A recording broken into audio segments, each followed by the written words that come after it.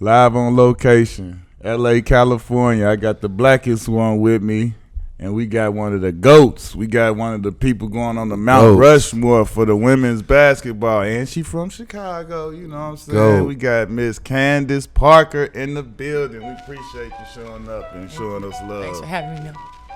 Check it out, y'all. This one of the GOATs. Yak. We appreciate you. We got greatness upon the show. You know what I'm saying? First question we ask everybody who come on, when you made it to the WNBA, who's the first person to bust your ass? Ooh. First person to bust my ass. I mean, I got my ass busted every day in practice because I was playing with Delisha Milton and Lisa Leslie. Tina Thompson came over. I mean, it was kind of every single day they would put me on the white team. And they would be on the black team, and they would take turns not calling fouls and just going at you. So really, it was pretty much every single day in practice. Them legends too. Yeah, you had it on the daily. That's rough. Them legends too. Lisa Leslie. But that got you ready early, right? Like that's iron sharpening iron. I mean, I had a successful first month of the WNBA season, and I think I was feeling myself a little bit. Yeah. Michael Cooper, who was our coach at the time. I remember the practice where we walked in, and you know how you warm up when you're a rookie after you had like 30. You got your swag going, you feeling yourself. I was doing my little lean when I was shooting, like jogging to spots, and then we scrimmaged, and he called my name with the white team, and I remember being like, "All right, like let's go." Yeah. And then I realized that I was not meant to win because I went to the basket and got taken out. And they just kept playing. So you from St. Louis? Were you born? I was born in St. Louis. You born in St. Louis? She from Chicago. I'm sorry. I apologize. Like, you feel me? You see from Chicago. This is the flag. She was born in St. Louis. Like, tell us like that. Try to throw that in there like that. I just want to put. Like, I mess with St. Louis. St. Louis is nice. It's we still had family and friends. We go back there every summer and visit. It's no disrespect to the Lou. I'm just saying the facts are the facts. I mean, the St. Lunatics came out, and I kind of claimed St. Louis a little bit during that time. Nelly was hot and St. Lunatics. But, no, I was born in St. Louis and moved when I was 3 and really enjoyed. I mean, I'm 11 years younger than my brother, and my brothers were my heroes growing up. So everything they did, I wanted to do. Like, we went to the tennis courts. We're playing. It was hot. They took their shirts off. I was over there trying to take my shirt off with my little barrettes on. So everything they did, I just followed suit. I was a huge soccer player growing up.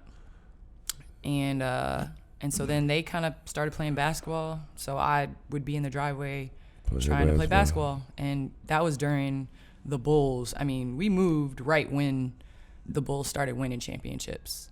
And so I remember, I remember all that, like the three-peat. I remember, like, people riding outside on top of their cars, on top of vans, shooting their guns in the air, doing everything. I remember the commercials to prevent riots, like when Dennis Rodman, Michael Jordan, Scottie Pippen got on and we're talking about, we want to keep Chicago safe. Hey, listen, that's why I tell people all the time, like I got the chance to sit up there with me and him. We was sitting up there with Scottie on the jump the other day. I say, man, y'all don't understand. This hit different every single time. When I'm around, it don't matter what's going on. If I get around Mike or Scottie, it's like hold on, like, you know what I'm saying? Like this, them, up, like this, they stand out to people like us more so than anybody we might meet. It's insane. And honestly, I was the biggest Ron Harper fan. Right. And Ron Harper used to give Mike a couple fits. Right. Yeah. Before he got to the Bulls. Before I remember he Cleveland Cavalier Ron Harper. Cavs, yep.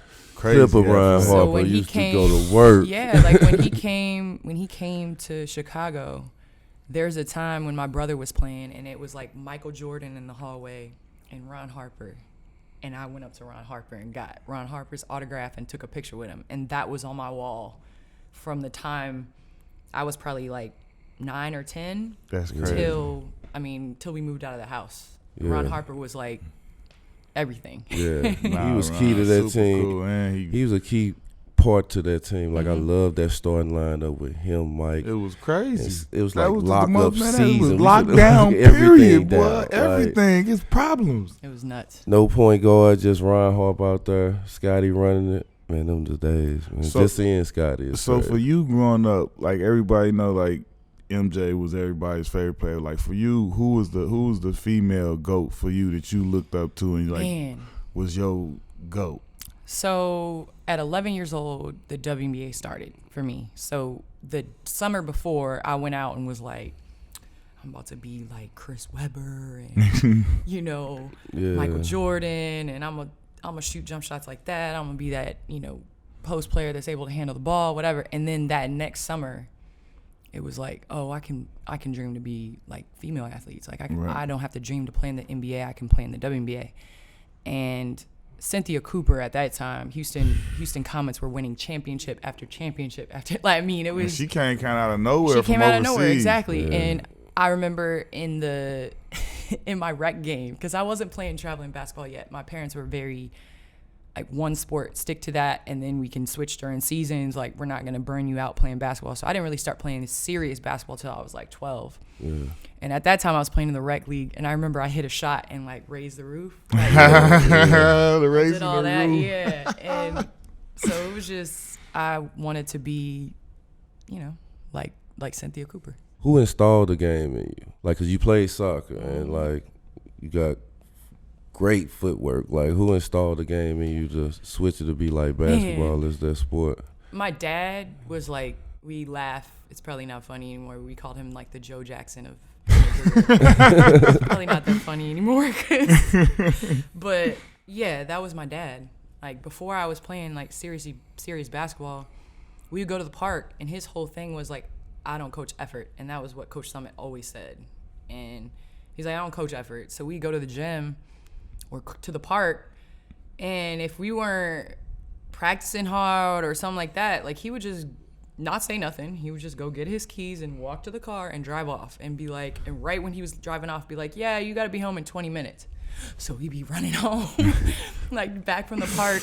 And I remember watching this as a kid and being like, man, I can't wait till he does that to me, like to my brothers. Like they'd be in the strength shoes, running beside the car, That's all that. hilarious. And I remember, like, I want him to yell at me. I want to come back from the game and him to tell me off or something like that. And yeah, so I guess it was just my dad and my brothers. Like I wanted to do everything they did. So it was just like you wanted to be a part of it. I just wanted to be a part of it. And, that's kind of how, like our Saturdays, I would beg him after I would, we had our chores. I'd police the yard, make sure all the leaves are up. Yeah, hear that, children. Hear that. Man, all that Caleb, stuff. if you listening, you heard that? She said chores before anything. Chores. And then after I finished the chores, I'd be like, Dad, can we please go to Edwards Health and Fitness is where we always went. And I'd be like, can we please go to Edwards? And he'd be like, all right. And there's so many memories on a Saturday. I'd be over there trying to dunk a tennis ball. Like, I remember the first time I did that. Like, it's just, those are the memories I see with my dad. Tell me about the first time you dunked a real ball. So it was like progression, so my brothers, this goes back to the competition with my brothers. My brothers were 5'5" and 5'7" entering high school, and I was 6'2". And so if we grew up at the same time, like their little sister would have dwarfed them. Right, like, they'd been shrimps. Like I would have been like mouse in the house, like let's go type of thing, Hey, P, say it ain't so, bro. He was 5'7", and I was 5. Yep. So it was like that, but that's what it was. I mean, it was just trying to be my brothers because they dunked at 15, 16, and I was 14, and I was like, I'm gonna dunk. So all summer I did strength shoes. I did toe you had the joints there? On the toe. That was back in the era where legit you would be in school, you see dudes walking around backpack with the joints on. Like, oh yeah, you got money. Your parents got you the love. You got the joints on TV. Like you got East Bay. Ours were passed down. So like mine were a size, like I wore a size 12 shoe, and mine were a size 14 because they bought my brother. Okay, shoes, right. And we got them passed down. So I just tied them real tight and walked around with them. That's classic. Man, string shoes. I was doing toe raises on the stairs, push-ups before bed at commercials, that's classic all too. that. On the stairs, Yeah, toe I was raises, doing the little boy, toe that's raises. classic. I would walk around See, on my, I these would even kids my now left- got trainers, got all No. this stuff. Like we was legit doing exactly what she That's said. what I You be mean. at the crib, sitting there, just doing toe raises. raises. Somebody walk past, like you, like whatever, like. What are you doing? I'm trying to be a baller. Like running, trying to touch stuff on the top of the wall. What else? Like one summer, my dad was like, "You need to get better at your left hand," and I was like, "Okay." So I ate with my left hand all summer. All summer, I just ate with my left hand to get better at it. That's crazy. That's what Kobe said. He had his Kobe. daughter do. He was like he have her do everything, trying right, left-handed, pick things up, left-handed, just use like you can't use your right hand, just do all of this Do everything left-handed.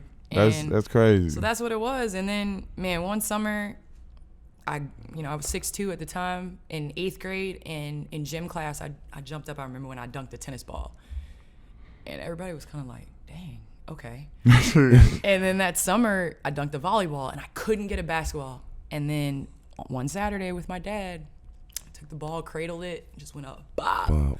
And I remember just being so hyped. Like I was calling my mom, I called my brothers because my brothers were away at school, and he, Anthony was older, so he was playing basketball overseas, and it was insane. And you went crazy. I went crazy. The whole family crazy about it. That's super crazy. Then you making history. You dunking in Illinois, first woman to dunk in Illinois, the first woman to dunk in like NCAA tournament. Like, how is that? Like, I just always wanted to stress that it was a part of my game, and if it brought people to see the game, then they could see all the other things that I could do. I didn't want to just dunk, and that's what my dad always tell me, like, so you want to just be known as a dunker? That's all you want to be known as? And I'd be like, nah, I'm messing with Pops, man. I'm my rolling. dad I'm didn't rolling. play. if I get the break, I'm dunking that jump. Exactly. I'm at least trying. And I dunked in Dunny Crown in a Christmas tournament my sophomore year. Was it my sophomore or junior year? Yeah.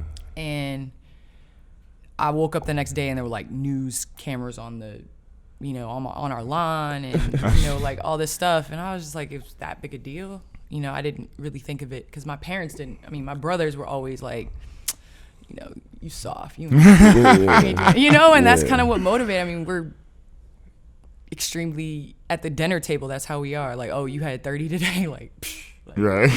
pass the salt, Yeah. That's just how we are. And so I didn't think of it as a big deal. Like, to me, it was like what I was supposed to do. My brothers did it. My brothers dunked. So why does it matter if I did? Yeah. I don't know. My parents were You always didn't make it as a big deal. Yeah, my parents were always like, girls can do what boys do. So there was never like a time where they were like, you're a girl, you can't do that. And so it was never a big deal to me. Talk about winning the dunk contest at the McDonald's game over Josh Smith, J.R. Smith, who are two, like Josh Smith won the dunk contest in the NBA, and J.R. Smith is one of the all-time crazy dunkers. I will go to my grave with this. All I did was make my dunks, and they missed their dunks. And so when everybody's like, dang, like I'm like, you can't win a dunk contest if you miss your dunks. Right. And that's what happened. I just made mine. They missed theirs.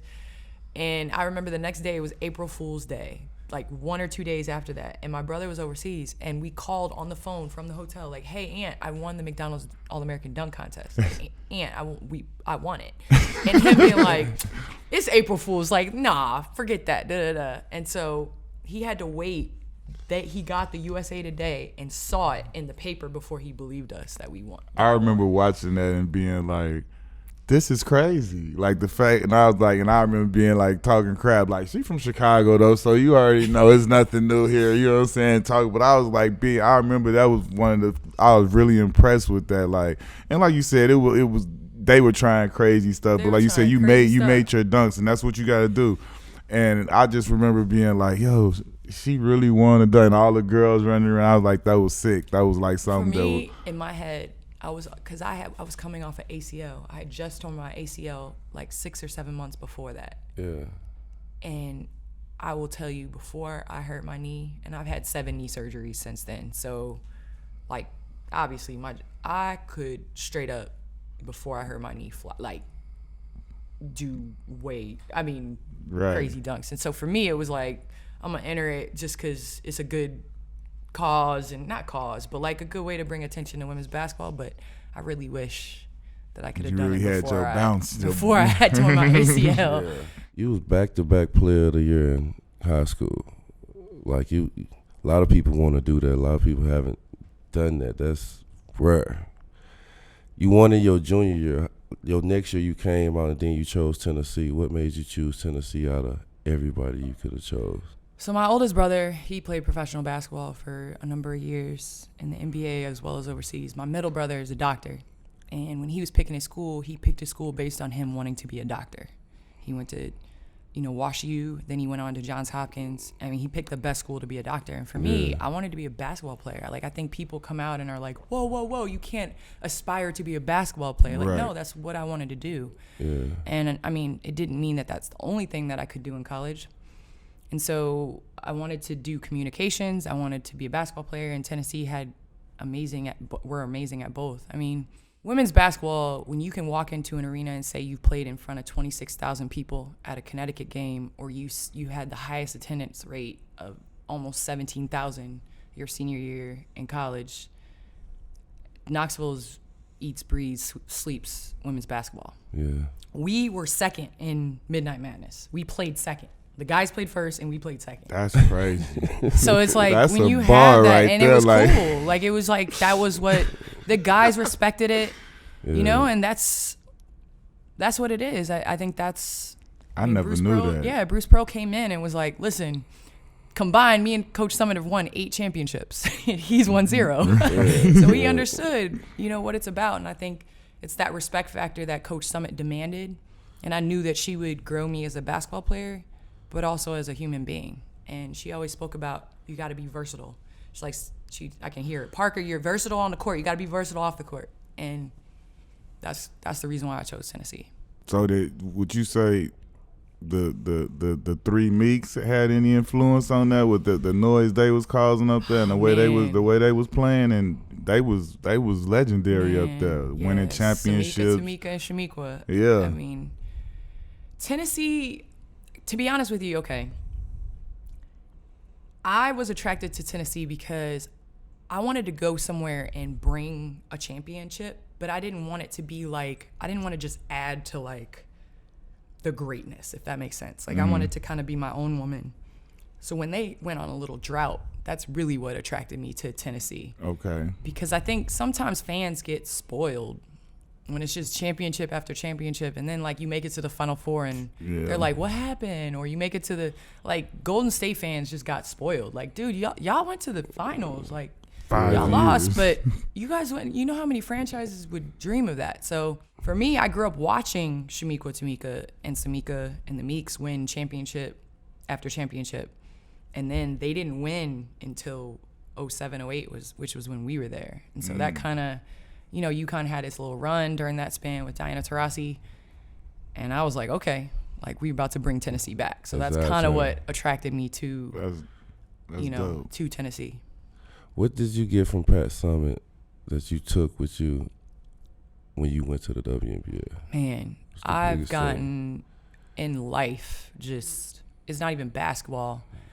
She wasn't big on tattoos, but when she got sick, I don't even know if I can pull it up. Let me see if I can pull it up. I got a tattoo for her because when she got sick, like, she always faced everything head on. So whatever journey, game, whatever, it didn't matter.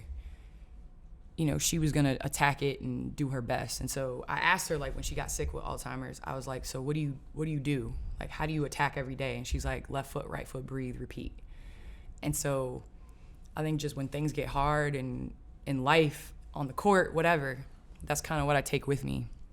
I mean, she was an amazing woman. I can remember one time in college, she got on me the day before in practice.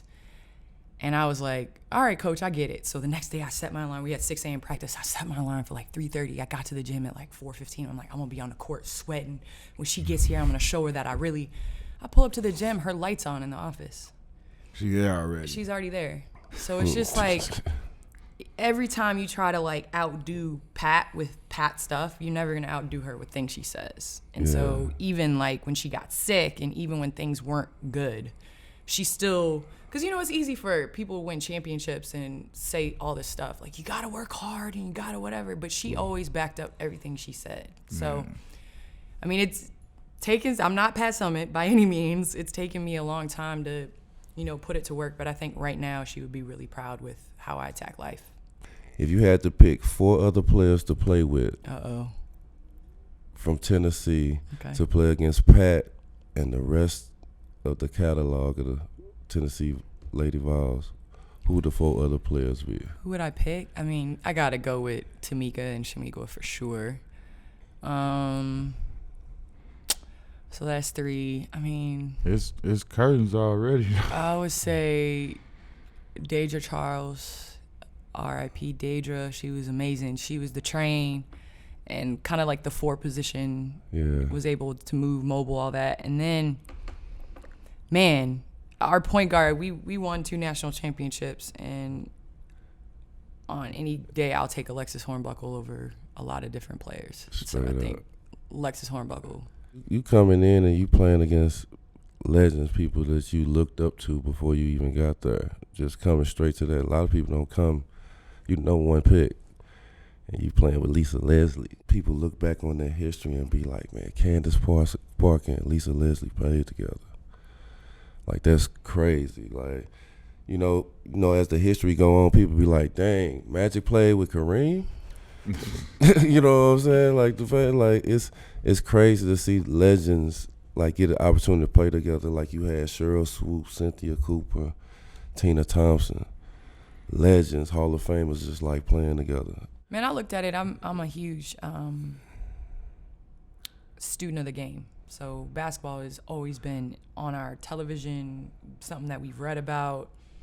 I can look up in the rafters at almost any gym and tell you every person that's got their jersey retired and, you know, from across the country. So when I got to playing with them, playing with Lisa, like, I knew the history. I knew what she meant to the game of basketball. And I knew it was similar to kind of how San Antonio got Tim Duncan. And, you know, David Robinson was hurt the year before. Right. Tim Duncan, it was similar. Lisa Leslie was pregnant the year before.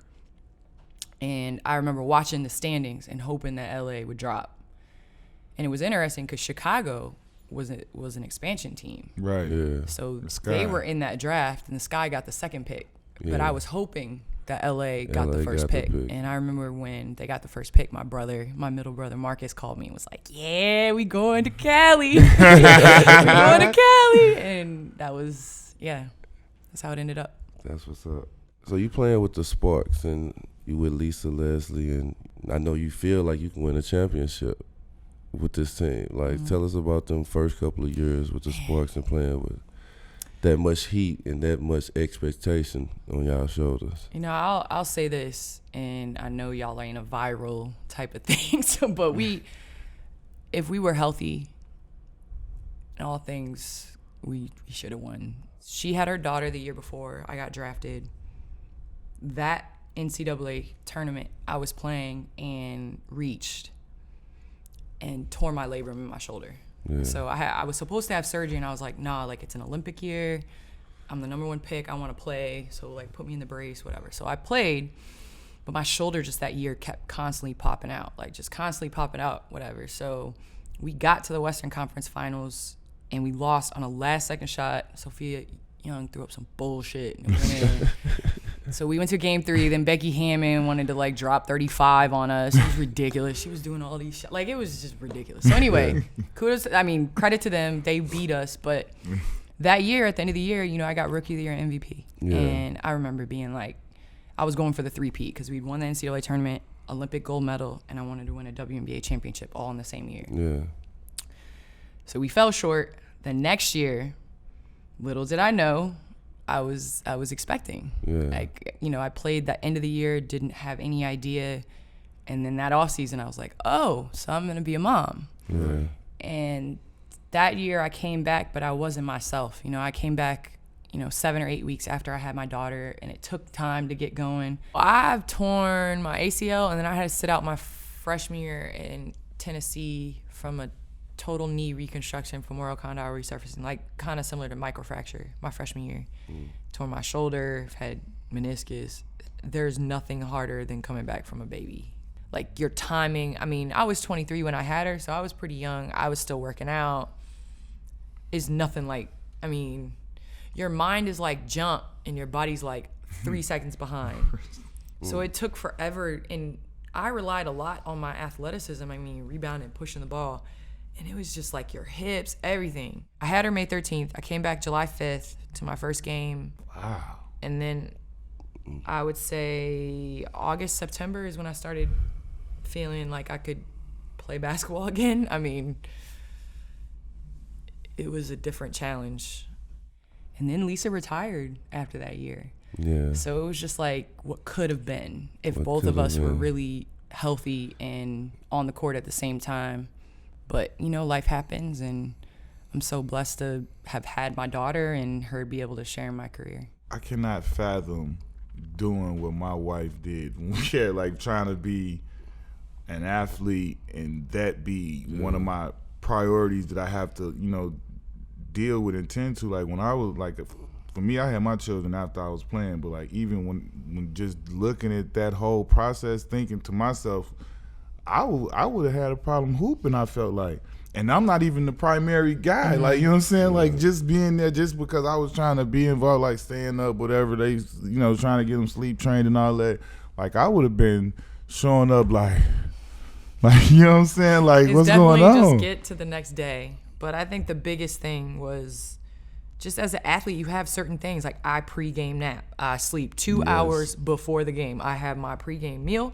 I nap, I get up, I shower, I do it this way. And it's like every day is a different, like you get her all ready for the game, then she throws up on everything. And then you got to change the outfit and get the diaper bag. And then like, she gets sick. I mean, I've missed a number of games because, listen, my mom was a stay-at-home mom with us. And when I'm sick, to this day, I still want my mom. And I want Layla to have that. I didn't ever want her to be like, well, my mom was different because she worked. Like, I never wanted that. And so when she's sick, shit shuts down. Like, I've not made games, trips. I've delayed overseas. Like, my baby is number one. So it just went from basketball being the be-all, end-all to like, man, there's more to life once I had my daughter. Speaking on that, with your experience of having your daughter, like, seeing the changes and everything that's being made with the CBA and you know, reading about what Skylar went through, how do you feel about, you know, all of the great advancements that have been made? And we, you know, obviously still a lot of more work and further to go, but it was good seeing the improvements that were made.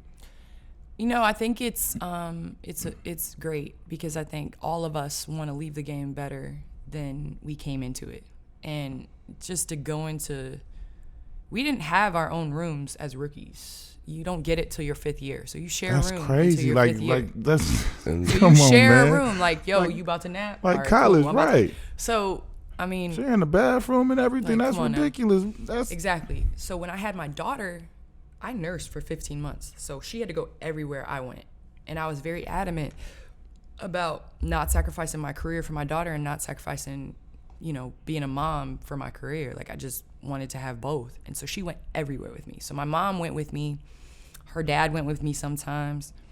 And I'd have to buy the other portion of the room. So I'd have to buy my room on the road, buy the, you know, the airline ticket, figure out, you know, childcare on the nanny road. Or anything. Yeah, nanny, whatever. It just was really hard.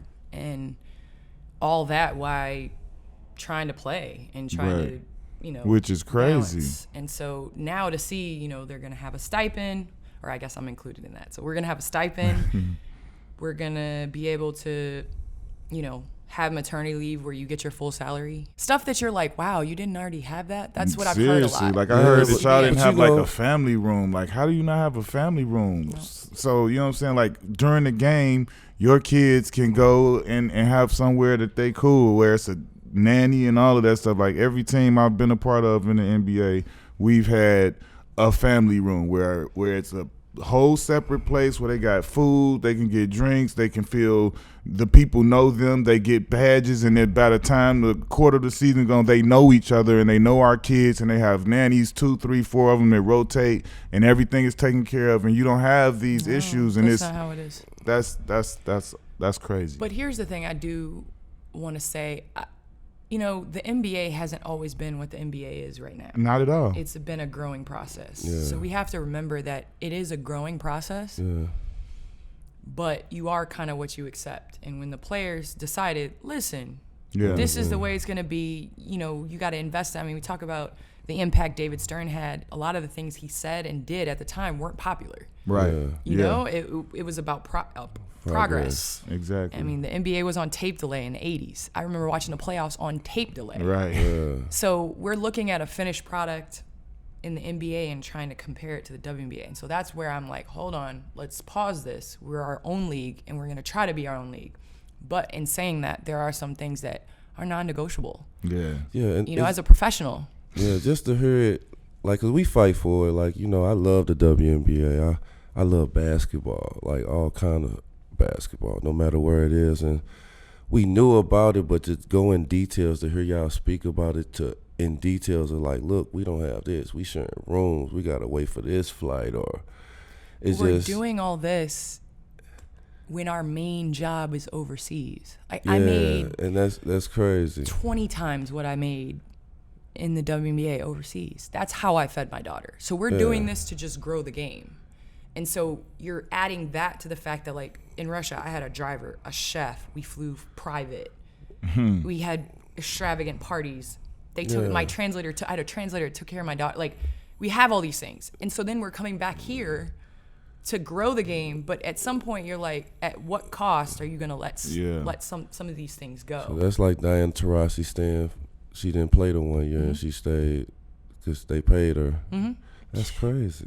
And this is what I'm saying. I'm optimistic, but I'm cautiously optimistic because, we've come a long way, but we still have a long way to go.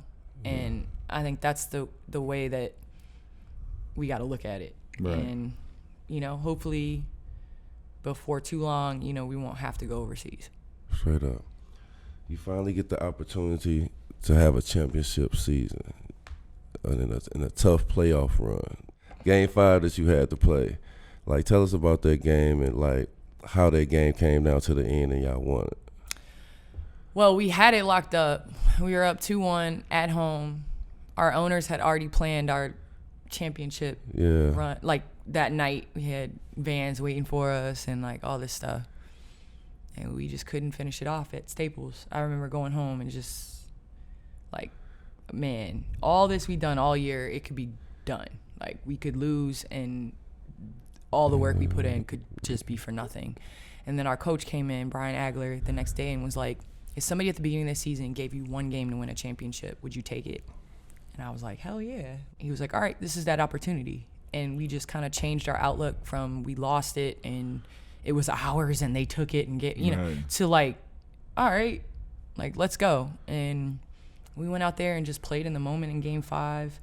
A lot of stuff happened. We were up 10 with like a minute 10 to go and almost lost it. They went up and then NECA came down and had to hit a crazy putback at the, Straight up. So it was just represented our season, just how we just kept fighting and it wouldn't have gone any other way. I do believe strongly in energy, and I think you guys can feel it on a team. When the energy is there, you win some games you shouldn't win just because it's positive energy. Yep. Like, we talk about work environment. We talk about things, I mean, like, even what y'all have. Like, there's got to be some sort of positive energy in any relationship that you have that will take you further than you would if you were negative. That I agree with you 100%, but that's not true with him. I don't like this motherfucker. I'm just like, well, that's from the outside. It look, y'all can keep that inside. To win a championship, to finally win one, like, to be called a champion, like, you used to see when you grew up, you see, like I say, the Cheryl Swoops, the Lisa Leslie, you see all these people win these championships. To be called a champion, what do that mean to you, to be called a champion in the WNBA? Well, first of all, in LA, if you're a winner, like, you're loved forever. Yeah. Right. And that's how it was. And I remember Michael Cooper telling me, Like Coop was like, listen, if you win in LA, you'll be fine. Like you'll be great. And that's how it was. I mean, to be called a champion, I'm a firm believer in people can luck up on one thing. So I kind of believe in you got to win too. Yeah. To be considered a real true champion, and I still believe that. In college, I said the same thing. In order for me to be able to be mentioned with the greatest in college, I got to win too. Yeah. And it's the same thing. I feel that way in the WNBA, and it feels great. But I think it's more of like a reflection at the end of your career, you know, because we won, you put all that effort, and then you go home. And we talked about this. We talk about this in the makeup room all the time at Turner. What's your biggest feeling? Is it losing or is it winning? And for me, I remember losing more than I remember winning. Like winning, I feel like you move on faster. Losing, it's like you're in your bed. Like after seasons that you should have won, you're in your bed. Like Layla's knocking on the door, like, "Mommy, like you gonna come out and open the blinds?" Like it just hit them. You don't want to watch basketball on TV. You don't want to watch Sports Center. Exactly. You don't want to watch. You don't want to watch anything. And it's like so being a champion is great in comparison to losing that year, you know? Like I remember I've played 12 seasons. 11 of those I can recall the end of every season. Like I can go back to that place in my mind and like tell you exactly what I did after the game and what, you know? Like it's just the worst feeling ever. So I think it's more of like you don't want to feel that way. So you're happy you're a champion. Straight up.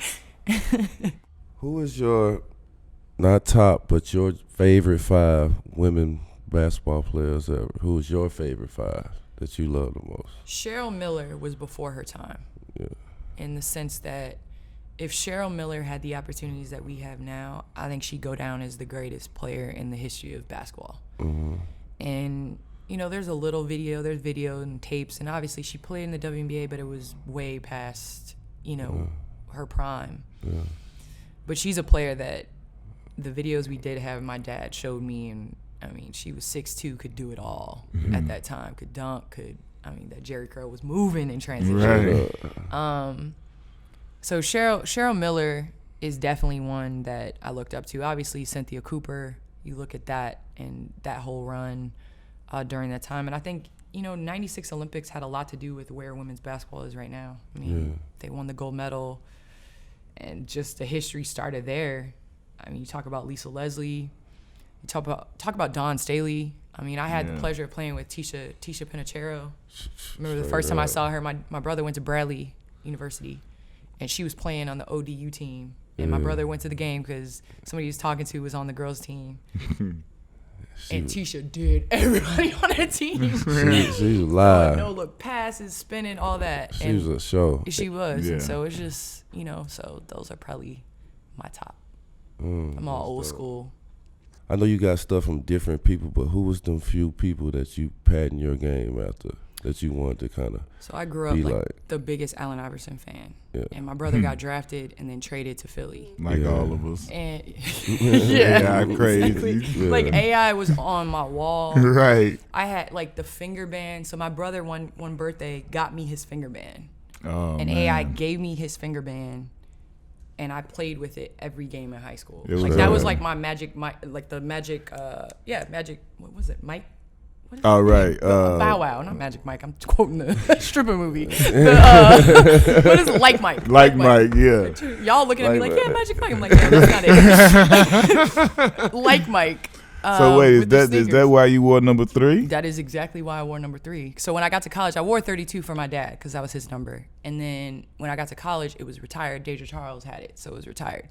So I was like, all right, I got to go back. Like, I got to go to AI.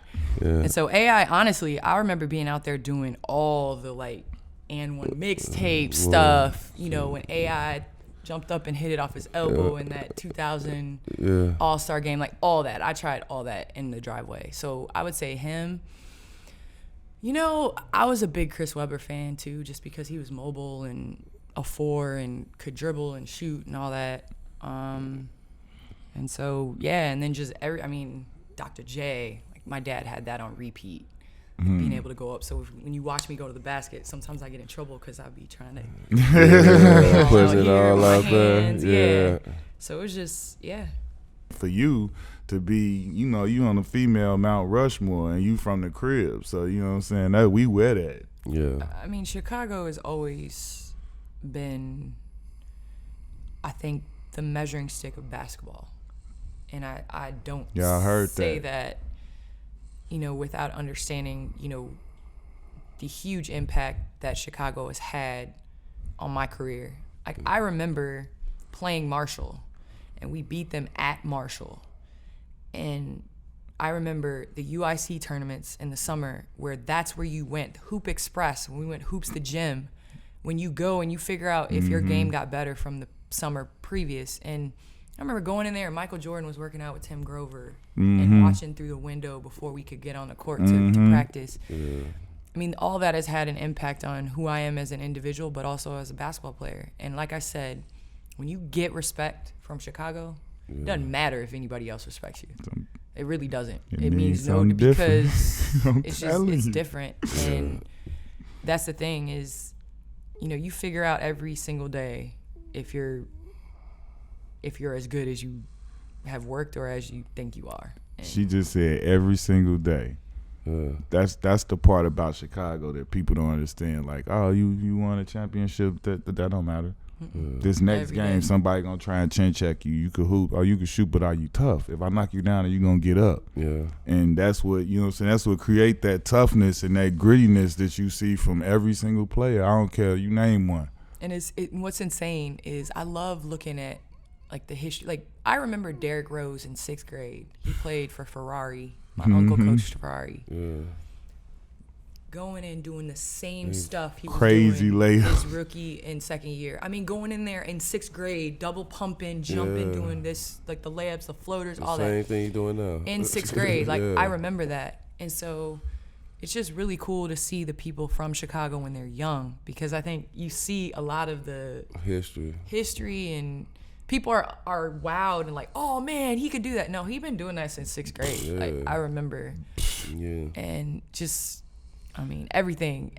Remember the hoops? What was it, the hoops prep show? The prep sports, whatever, where it was like Eddie Curry, Sean Dockery, and Cappy Pondexter. Yeah. And they were all. And little Jason Strait. And I like dreamed the hard way. of Najib that. Eccles. Like, I dreamed of that. And then it's just funny because you see, we only had 2 classes. There were none of this 27 classes where it was like it's crazy 27 now. State championships. Single A and double A. It was single A, double A. That single was A it.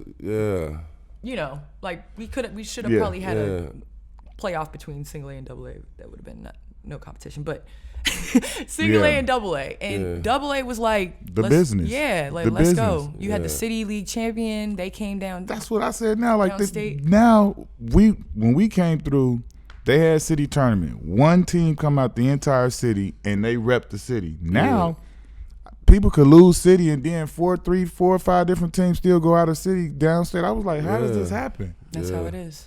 Like when Jaleel and them went, because I remember, like, I'm watching, checking in Jaleel Okafor, and I'm like, they lost city. I'm like, damn, okay, they gonna go down city. Then it's like, no, they won state. I'm like, how did they lose city but win state? Like, what? They changed all the rules. But I remember going to see Sean Livingston. Yeah. Sean Livingston was like. So, he was that deal. No, so listen, here's the best story about S-Dot. So the first time I ever met Sean Livingston, this is during my state championship, 1998. Yeah. We in state tournament.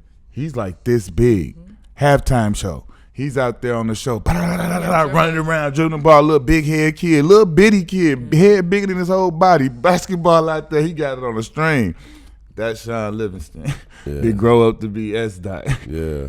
First time I ever met him, he had to be like 8 or 9. So here's the thing. My brother played at Bradley. Right, yeah. Okay? He grew up near Peoria, like Sean did. Right there. Yeah. We went to a camp and played against each other together. That's crazy. At a camp in Peoria. And it's just the connections. I mean, everybody, you have certain tournaments that you go to, and the people that are trash don't go to those tournaments because they know that they're going to get exposed if they come. Exactly. Straight up. And, so that's Chicago. Straight up. Chi-Town, Page Country Boys, nothing. Yeah, because, small school, you want to be, I was from a small school, so you want to be accepted from the big city. Like, that's why I used to be so aggressive and so coming up. See, Chi-Town boys. Everybody thought I was soft, so they would all try to test me downtown. I think people used to think I was soft because I was skinny. But I was tough as a motherfucker, like. But because I was skinny, my physique all 185 pounds of them.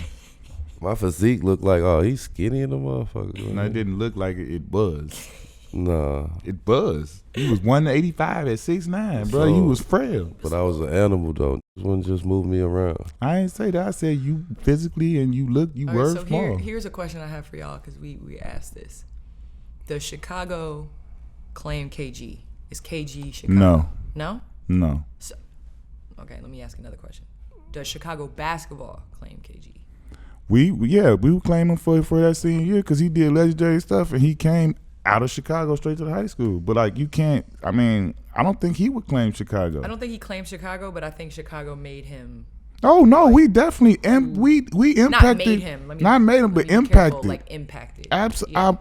That year in Chicago, 1,000,000%, was 1,000,000%, and we can't wait to have him on here because I want to talk about it. I want to, because I'm from the Red West where he played at, so you know.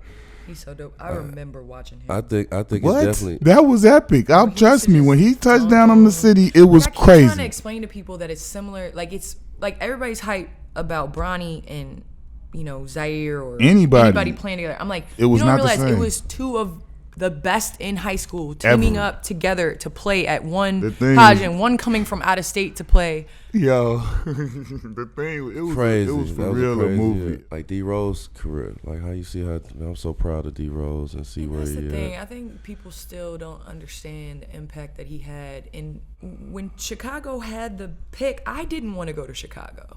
Yeah. It's hard. To play at home. It's hard. I didn't want to do that. Yeah. And D Rose went to Chicago and hold played. it down. And put it down. And hold Put it down. all the way down.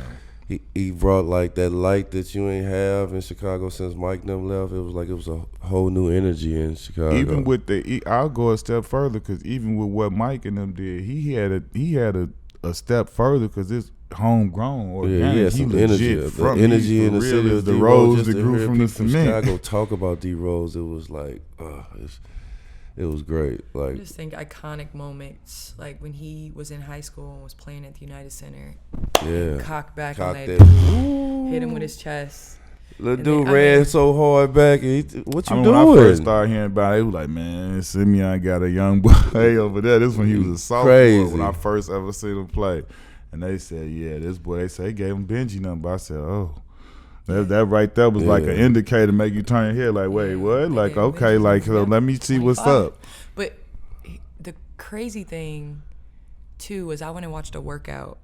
I was coming back from having my daughter, and my trainer was working, trying to get me back into it. And D Rose and Westbrook were working out before my workout. I have never seen anybody not slow down when they cross over. Oh, God. You know how, like, it's the same speed. I have never seen that in my life. In their workout, it was them crazy. Two right there, like D Rose at his prime, and Russell Westbrook throughout. Like those are two most explosive point guards we've ever seen. Yeah, like Ja Morant trying to catch up now. He coming along and he's something special. But them two, now trust me, like, Ja Morant, young boy, fresh. I'm telling you, I talk about him all on my show. The bounce we be on. Yeah, but it don't. Wait till he puts like a little muscle on. Time out. Because he flexes and I'm like, stop. No, he's allowed. I'll allow it. I'll allow it because when I seen him go down the lane and he took off on Aaron Baines and then just like Aaron Baines laid people down. He flushed him and kept going. He kept going back. They both fell. I said, "Oh, this young boy here is impressive. He's special." Yeah, he's exciting to watch. I just don't want him like. Yeah, you don't want to see him get hurt because he's going too. Point guards like that.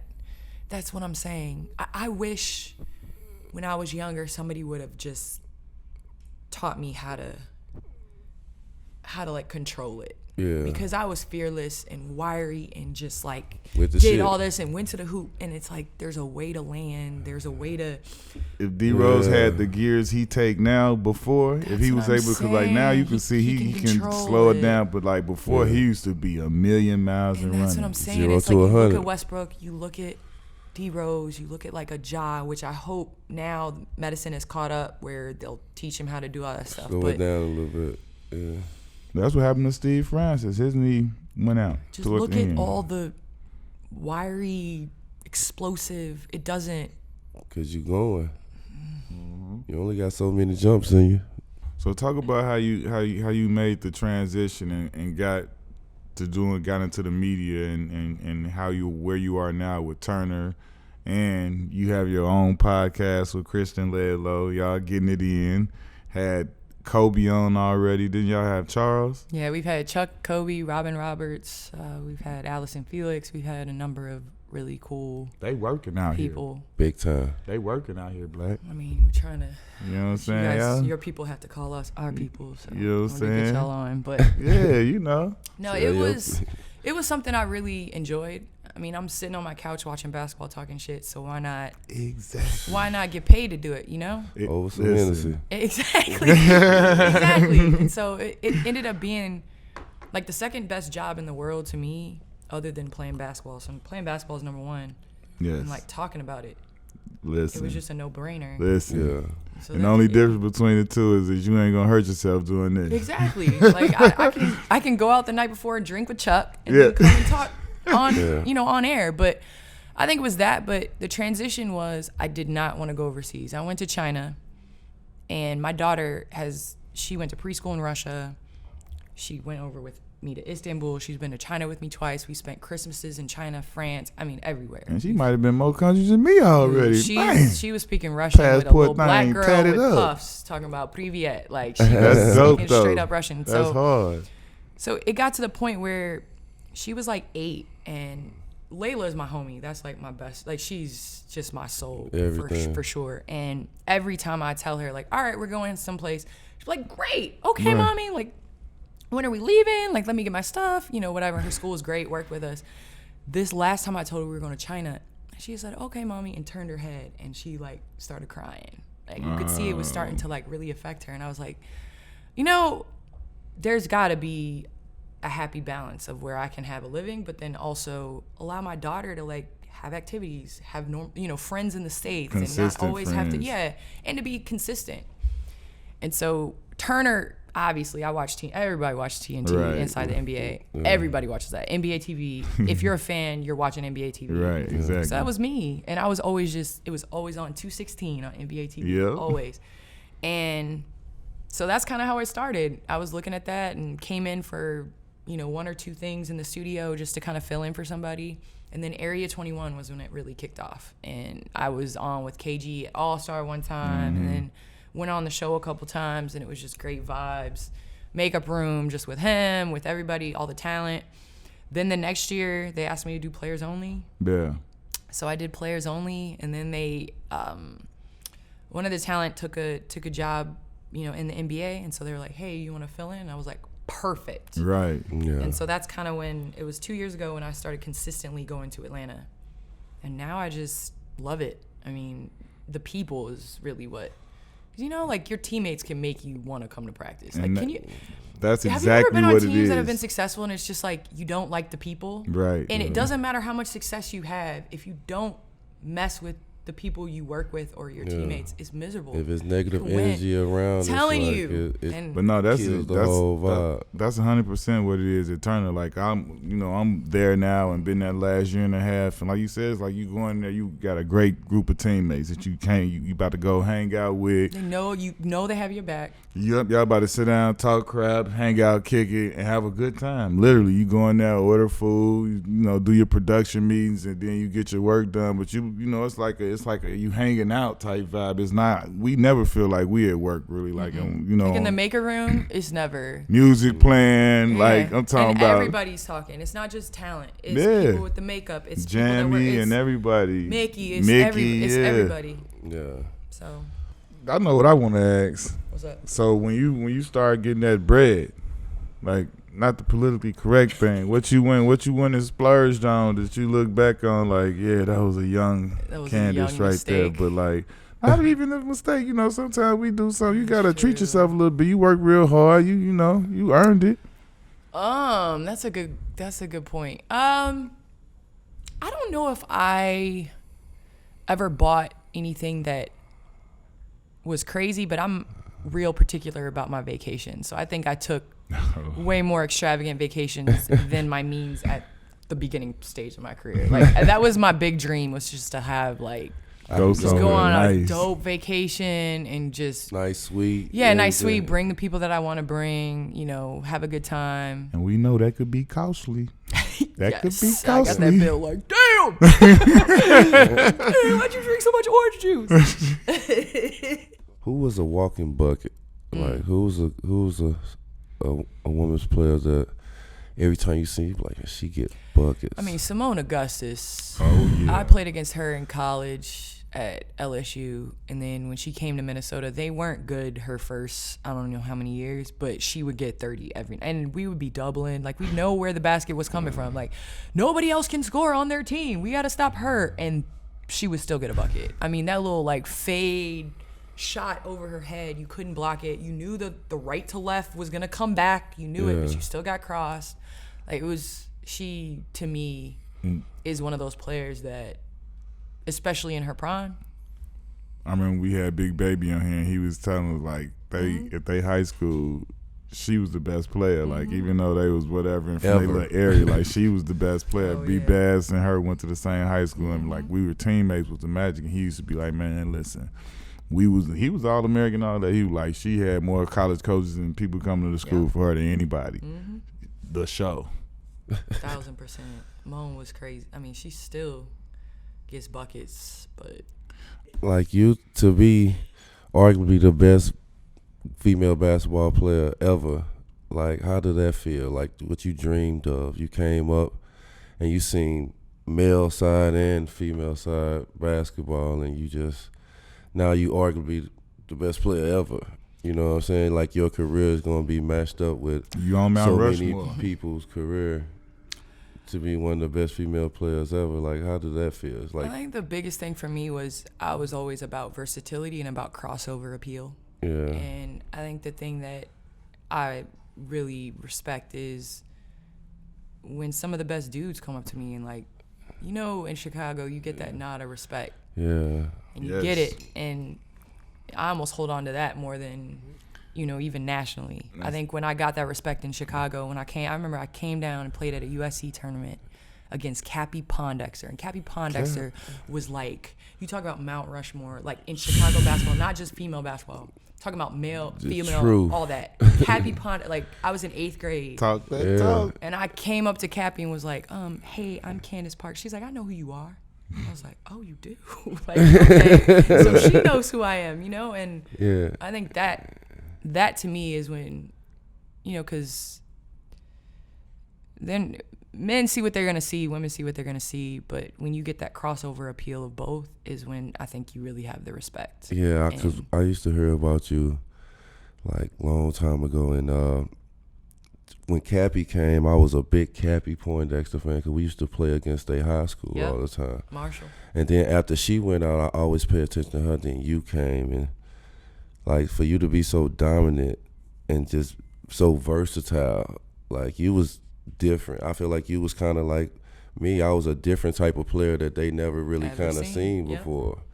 And you was the same way. You was tall, you can dribble, you can shoot, you know what I'm saying? You could post up. Like, you did every single thing. It's like you was the one to, like, the Tamika Catchings, like, when she came out, she was a versatile type player, but you took it to an extreme. Like, and girls coming behind you now, it's just, I just laugh because the NBA now, when we were coming up, it was like the fours ran the middle of the floor, they reversed the ball, they ran over, they screamed, and they popped or they rolled, and it was like, I remember rebounding the ball and pushing it, and coaches being like, hold on, no, like, exactly. fours can't push the ball. That's why they used to do me. And so like it's that. just fighting through that, and now you see where, and this is what I laugh about all the time, like, you had fours in yourself, and like Lamar Odom, and even like Dirk's, not athletic wise, but just Dirk wise, and now you see Giannis, and you're like, that is the reason why it is the way it is. Yes. And so it's always like a steady point. And when I came into the league, I can say it now, like, there weren't fours that were pushing the ball and handling the ball at all. And the NBA likes to claim that they were the first to have the four to push the ball. But, no, but I think it's just about changing the game and about progress and the evolution of it. Let me ask you this, because, like, when it was okay for me to get the ball off the board and push it, I had to always dunk it. I know if I got this ball off this board and push it, I either got to lay it up, go coast to coast and lay it up, or go coast to coast and dunk it for my coach not to say nothing to me. Was that the same like reaction for you? Because I know like they telling you not to do it, and when you finally do it, you like, all right, so I know when I get this board and I push it, I either got to make a play for somebody or I got to score. That what gave you the confidence? At the beginning, it was like that. It gave you confidence to do it. At the beginning, it was like that. But I think as we started going back and there were like more advanced stats and more things like that, I remember there was a stat at Tennessee of when I rebounded the ball. Yeah. Like our percentage of scoring when that happened. Yeah. And it was like, I mean, significantly higher than anywhere else. And it's not by accident. So I think when those stats kind of came into where, you know, obviously I had to keep my turnovers down, but even just a simple give and go, you know how hard it is to train your body? I don't want to guard that. Right. Just, if somebody's dribbling down, because, you know, guards, they move their feet, you know, do all that, you know, whatever. Post, we don't want to do that. Like, I'm trying to guard an ice on that side. I'm trying to hedge and get back to mine. I need help on the recovery. Right. Like, I got to run hard to get back. And get in front I got to of run me. back and all that. Like, I don't want to guard all that. It felt good to hear something that they didn't want you to do, to like, now you hear a coach to be like, hey, when you get the board, push. Because, you know, being as a big man or being as labeled as a big man, the first thing they be like, get it to the guard. Yep. But now when they see it, they be wanting it to be repetitive every game. No, you get the board, you get the board, push. It. Yeah. No, it's like that. And it's. And you was like, they weren't doing that. Like you play center sometimes and you setting it up. Like that's transcending, and you know what I'm saying, like you showing like girls basketball, maybe not girls, I'm sorry, probably women's basketball like a whole different level. Like it's changing because of you, you know.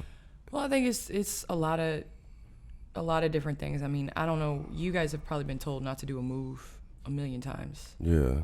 Like how many times has a coach, like Pat was against me using my left hand because, you know, with my dad, if I didn't use my left hand on the left side, I had 20 push-ups when I got home. Yeah. Like, why didn't you? Because you know when you play better competition, like that's getting blocked. So if you come through and shoot, no, that's getting blocked. That's blocked 20. You know, that's how it was. And so for me, if I would go in and miss a left-handed shot, coach would be like, just use your right hand, and I'd be like looking in the stands, like, but my dad, but like. I think that's like, now we talk about looking at the game. I mean, women's and men's, just looking at the game now. Kids, I've seen different people talk about. I saw Powell wrote an article saying like how some of the things that people randomly do just playing, man, we'd have got benched, like we'd have got exiled to the bench, screamed on and everything else, been on the film the next day, like, who do you think you are? You disrespected the game, all of this different stuff, like people like, and there's no disrespect to the league. I'm just saying it's a different age. Like we would have got, man, listen, and some of the celebrating too. But I also think like we probably wouldn't have survived Twitter and Instagram because like in college, we was too real. Instagram came out like 2 years after, and Twitter was like just starting when I was in college. I wouldn't have wanted social media and all that. And so now it's more of like entertainment. Even in high school, you look at now, it's entertainment. So that's like gonna get more clicks, so coaches can't be like, nah, don't show emotion, because Zeke says that all the time in the studio. Like Ja celebrated, he was like, oh, he would have got messed up the next time down the court, you know. It's just, but that's Zeke's it's just Era. entertainment. Yeah, like it's just Zeke ain't never gonna not be in that era. Man, him and Mikhail, I'll be in there like the best stories ever though. Man, they have the best stories. How do you feel when you see some of these young girls now that's like really out here like banging? Like I seen, you know, I'm sure you on Instagram, we all on social media, and you see just some of the clips, and you see the girls at a young age, just how the game has expanded. Like not only with some of the girls being athletic and dunking, but just how their games have expanded so far. What do you feel about that? Where the game is going for females and little girls in general? I love it, and I've always been a big believer in the fact that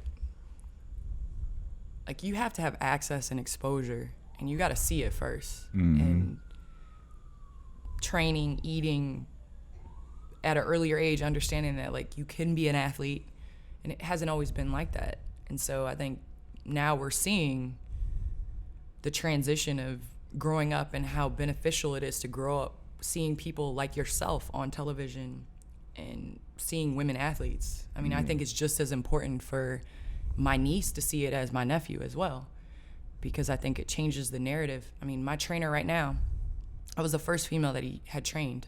Travell Gaines, he trains everybody. Like, everybody in the league, he trains everybody in the NFL. And he was like, wow, like, before I trained you, like, I didn't I respect it now. I'm like, yeah, like, we do stuff too. We can jump too. Like, and so it's about exposure, and I'm excited about where the game's going. So, we got to show love and appreciation, you know what I'm saying? With our look, D Miles' creation, we try to show the black box. I freaking love it. We try and show love, man, to Thank y'all you. coming on, get you a little merch and everything. Thank you so much. And we got very, very gracious partners, you know what I'm saying? This is very special. Hennessy VSOP with the special Knuckleheads edition. So we out here trying to. Thank you so much. Show love. Thank you. I appreciate it. I really enjoyed it. Yes, really yes. do. So when I wear this, I'm gonna tag y'all. No doubt, no doubt.